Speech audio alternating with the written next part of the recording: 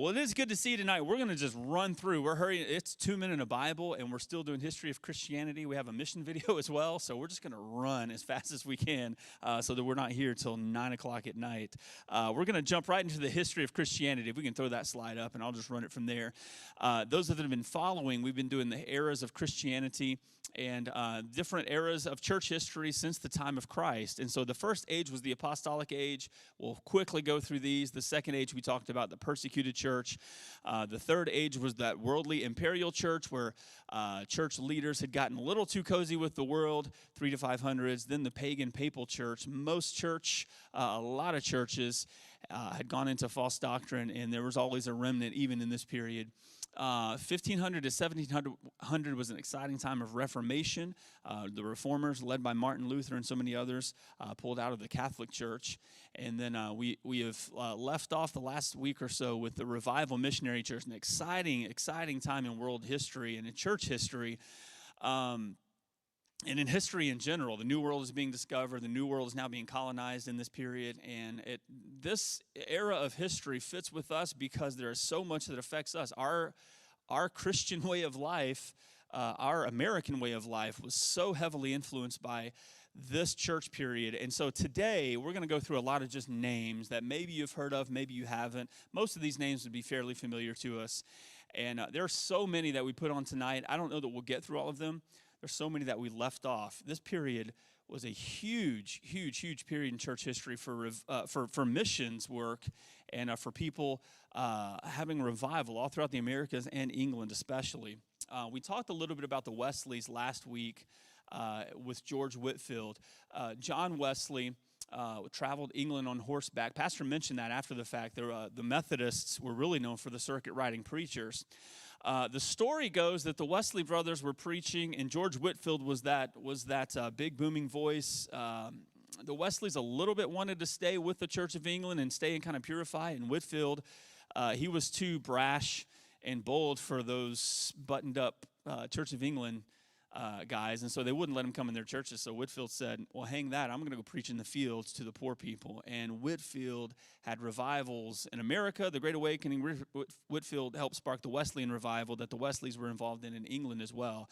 But the story is he kind of pulled John Wesley out of that culture and said, look, you need to preach truth, and if the Church of England won't accept us, then let's do our own thing. Because they were so methodical in their practice of the Christianity, they were called Methodists. And again, they were made fun of with that name, but the name stuck. And so we have him, John Wesley especially, organizing and founding the Methodists. He was the organizer. George Whitefield was the rabble-rouser. So he won a lot of people to Christ. When Whitefield was kind of the evangelistic voice, when he blew in and blew out, Wesley kept those folks and started organizing churches. And Whitefield encouraged him to start some chapels outside of what England is doing, and he sure enough did. He's credited for the Wesleyan revival along with his brother Charles and George Whitefield. Charles Wesley, his brother, wrote over 6,000 hymns. I was just looking through the hymn book and see what we even have that we sing. You might know the names of several of these. Over 1,000 tongues, blessed be the name. On down, you see the last two. I had forgotten some of these. Christ the Lord is risen. We still sing that. And can it be? And we love Charles Wesley's songs. They've stood the test of time. Centuries later, we're still singing these and printing these. But the theology is so rich in the songs that he wrote. I think of Hark the Herald. It's one of my favorite Christmas songs, just like a hymn Christmas song. It just feels like Christmas.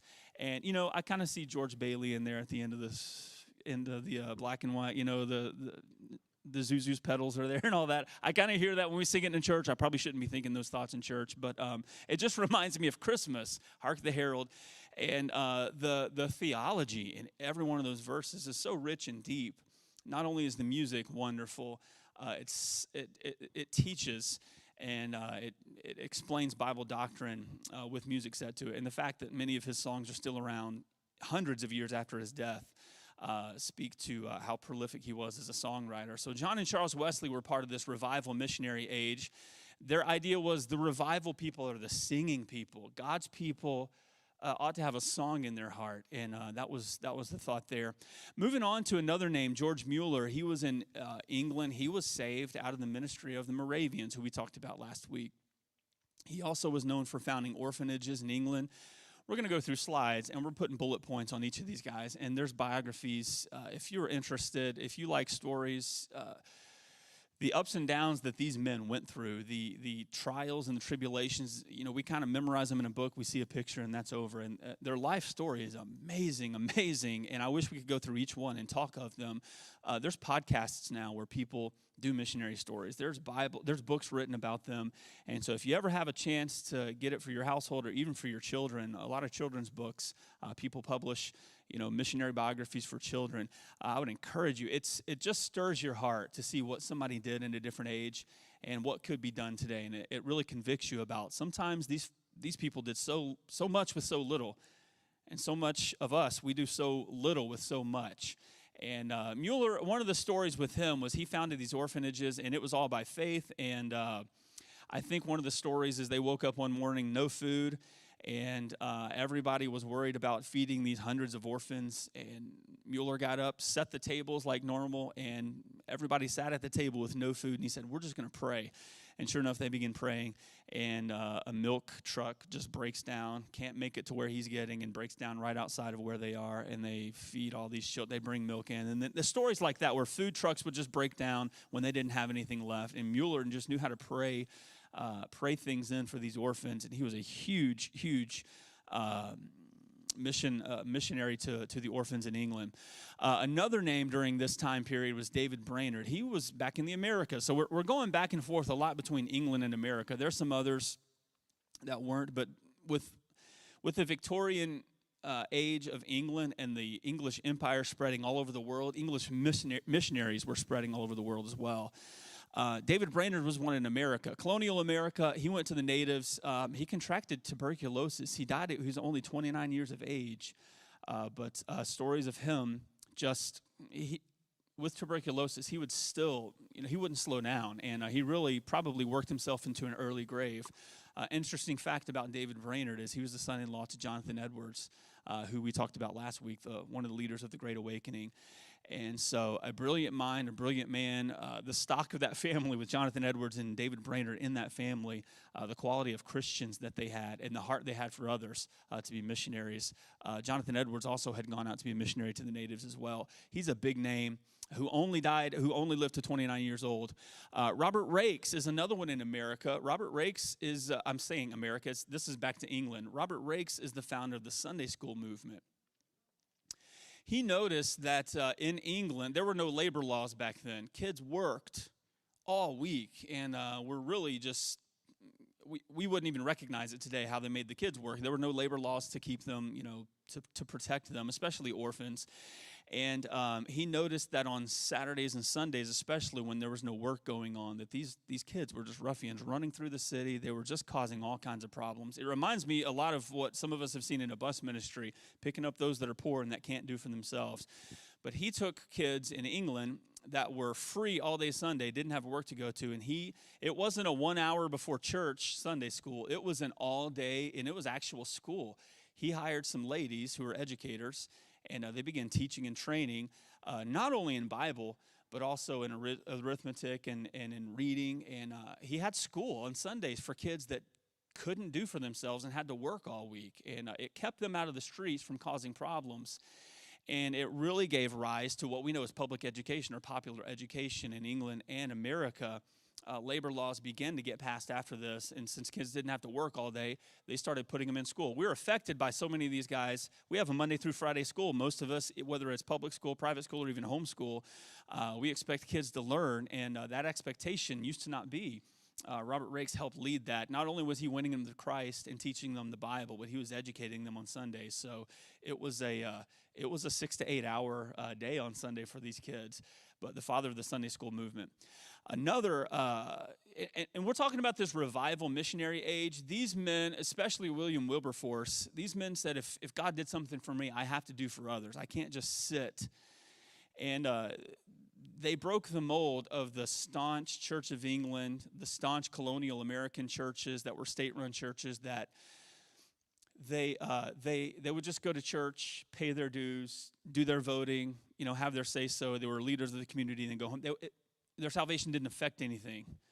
Sometimes they were unregenerate, they weren't saved. And these men said, no, if you're saved, if you're a Christian, there ought to be something in you that does for others. And so there was just this mission mindset to do for others and change society. Wilberforce was a great statesman in England. I think he wrote on this. He promoted what he called real Christianity. We can't just say it. We have to do it. We can't just be Christian in name only. It's got to come out of us. He was known for what is called the Reformation of manners. And again, it ought to be on our actions. It shouldn't be we act differently, or we shouldn't use foul language. We should act a certain way as Christians. We should dress a certain way and look a certain way because we're saved. His work led England in the abolition of slavery.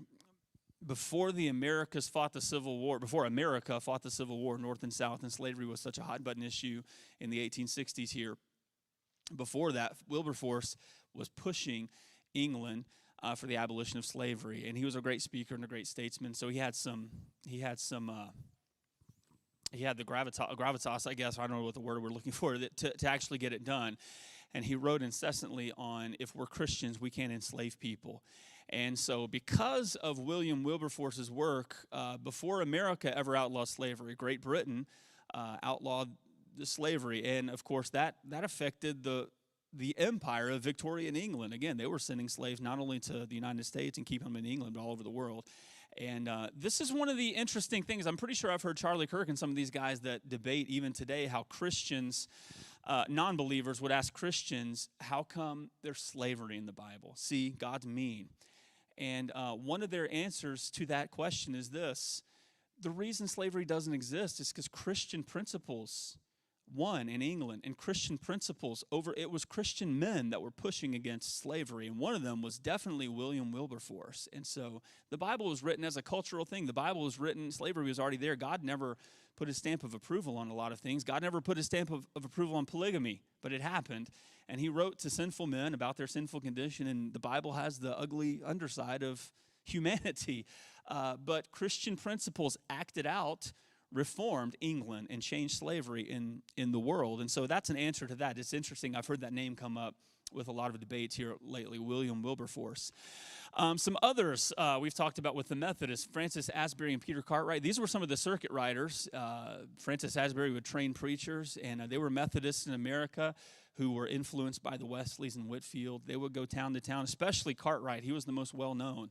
And he talks about going through swamps, going up mountains, going up and down hills on a horse.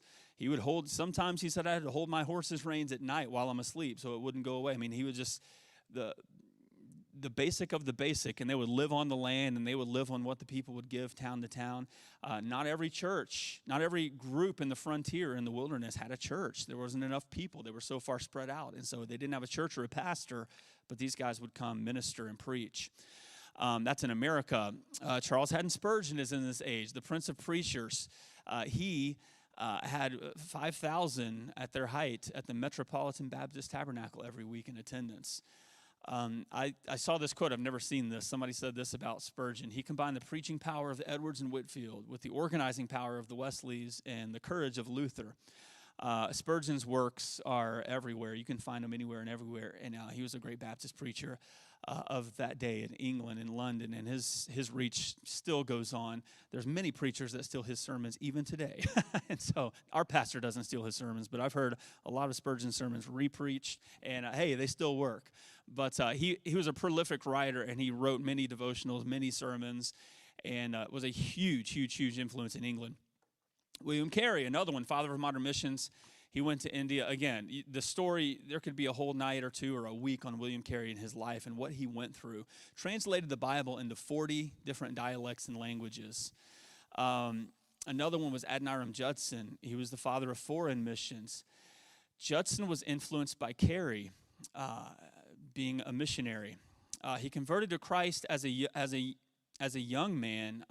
He grew up in a Congregationalist pastor's home.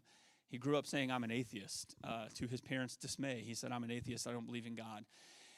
There's a story about Judson when he was a young man, and he was really a prodigal. He went to Brown. It wasn't Brown University. It was Providence, I think was the name of the college. Providence College.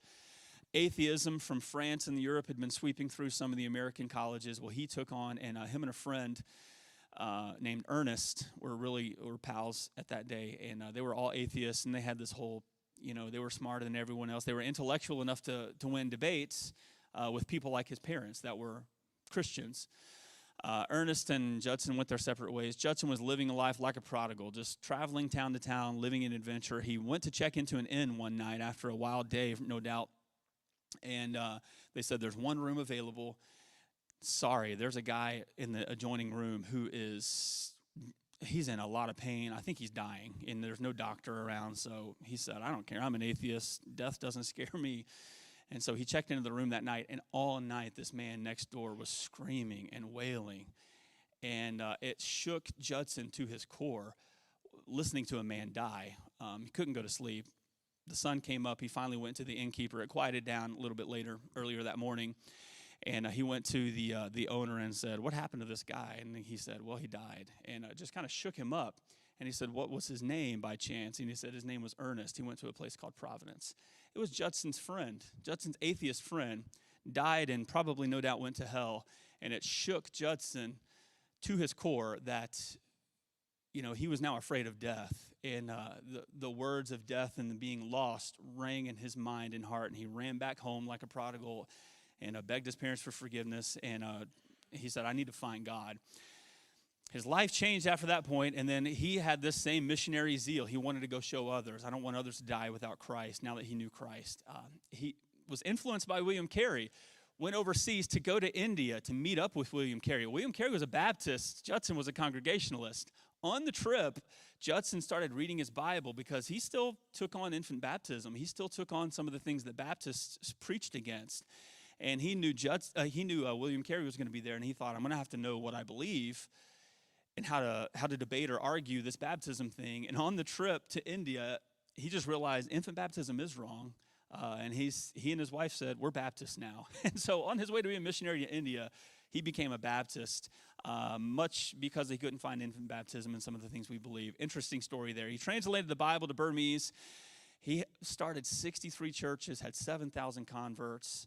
Unbelievable names. Some other heroes, we just have a list and we'll be done. Charles Finney was the leader of the Second Great Awakening. David Livingstone, missionary explorer to Africa. R.A. Torrey, D.L. Moody, J. Hudson Taylor, and so many more we could have talked about all night during this missionary age, a revival time in history. What a wonderful time that the world is being affected by the gospel, really because of England. And then it comes over to America. If you know anything about England today, that light is quickly dimming.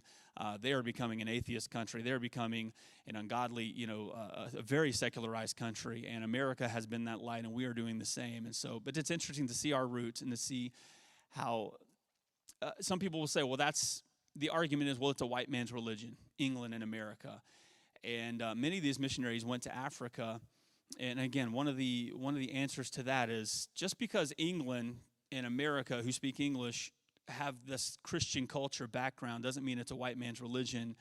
You can go all the way back to the apostolic age in Acts chapter 8 and read about the Ethiopian eunuch getting saved. The Ethiopian got saved and brought the gospel to Africa, probably first, before Europe ever saw it, and really before it exploded in Asia. And there's ancient churches. Some of the most ancient churches in the world started in Africa. Just happened to be that England had some rulers that pulled out of the Protestant Reformation, and England had freedom enough that men like Wesley and Whitefield and so many others exploded the gospel throughout that country, which exploded it through the British Empire, which was exploding all over the world, which ended up affecting us in America as well. We could say more. We may skip to the next one next week. There's so much to say, but a lot to cover this week. I just wanted to share that with you, the revival and missionary age.